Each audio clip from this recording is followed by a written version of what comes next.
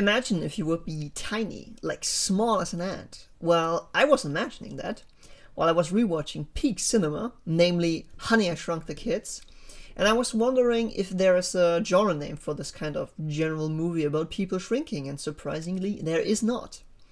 Now, what do I mean by no genre name? Well, movies like Epic from 2013, Honey, I Shrunk the Kids, Arthur and the Minimoys, or if you're American, The Invisibles from 2006, Ant Bully from 2006, Fantastic Voyage from 1966, and Inner Space from 1978, and so on, are all defined by the trope of the character getting shrunk down. And this mainly carries the plot. But these movies are not defined by a genre name about shrinking, but by science fiction, fantasy, or whatever. So I was thinking, since I do enjoy myself some shrinking movies, couldn't I make up a genre name? I mean, how hard can this be? First of all, a rough definition. The main character gets shrunken down by their own fault or by an outside force. This story then generally follows them wanting to go back to their normal size, obviously, facing challenges which would have been easier for them at their normal size, and growing above themselves despite their tiny stature. Eventually, they overcome all the trials and tribulations, having learned a new appreciation for their tiny world. They then return to their original self, with or without a link back to the world they just explored. Basically, a hero's journey, but in tiny. Obviously, the genre can be split into two subgenres, one of which would be sci-fi, the other would be fantasy. In the fantasy part of the stories, they of course go for more magical stuff. They also can open up themselves into a more open universe, which could be expanded into. Basically making a miniature epic fantasy setting, focused around an abandoned house in a garden, for example, that could offer lots of interesting backdrops for a story.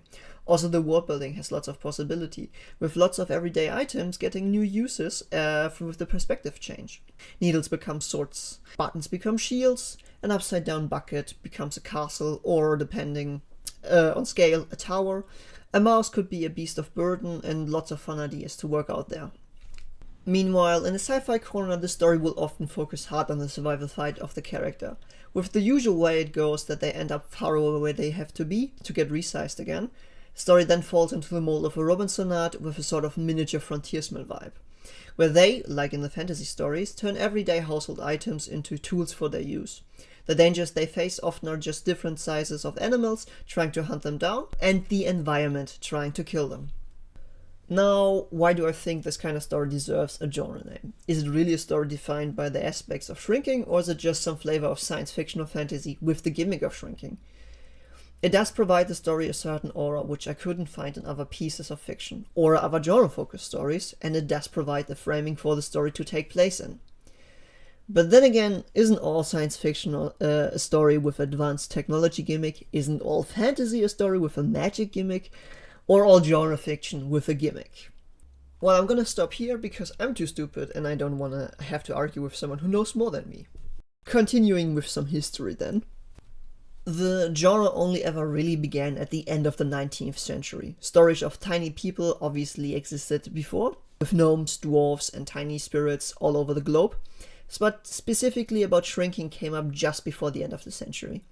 With the earliest I was able to find, which is also a sci-fi story, was from a Polish author called Erasm Majewski, who was an archaeologist, biologist, sociologist, philosopher, economist, ethnographer, and obviously a novelist. He wrote in 1819 the first story including shrinking from a science fiction perspective. And it's called Dr. Muchopalski. The book sadly wasn't available in any language I speak, so I relied on online translation tools and the Polish Wikipedia article. The story goes that the Polish scientist gets a message from one of his colleagues from England that he has found a way to shrink down to the size of insects, which was cool at first, but he soon realized that a dragonfly as big as a bus chasing you isn't that interesting. Anyways, other adventures come about, and the men go back to their own size. The story then ends with Majewski revealing that the whole story was a lie to get people interested into entomology, the study of insects. The book was apparently a hit, and it did inspire other authors, mainly from Eastern Europe, to write similar stories.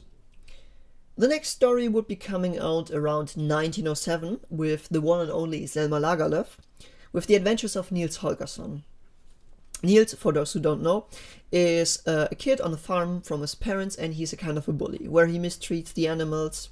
One day he finds a tomte roaming around on the farm. A tomte is like an elf from Nordic mythology. You know these Christmas elves? Basically that one.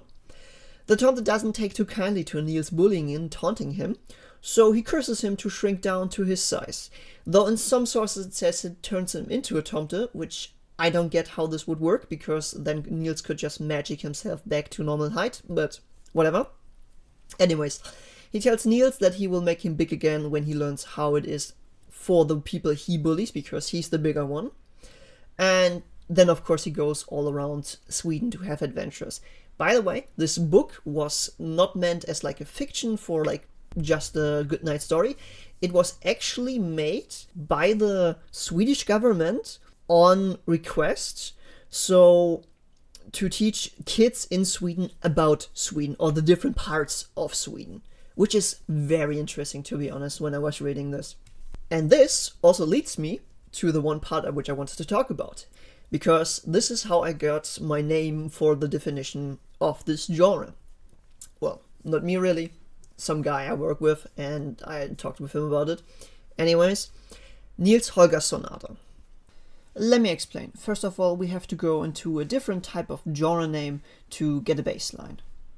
While the Robinsonade is basically one of the first genre definitions of the survival story, because Robinson Crusoe was such a hit back in the day, and it spawned a bunch of different books like it, I think you can do the same with Niels Holgersson, or basically as a defining factor, because lots of stories follow the same rough shape of someone getting shrunk down, having adventures, getting back, and learning something about it.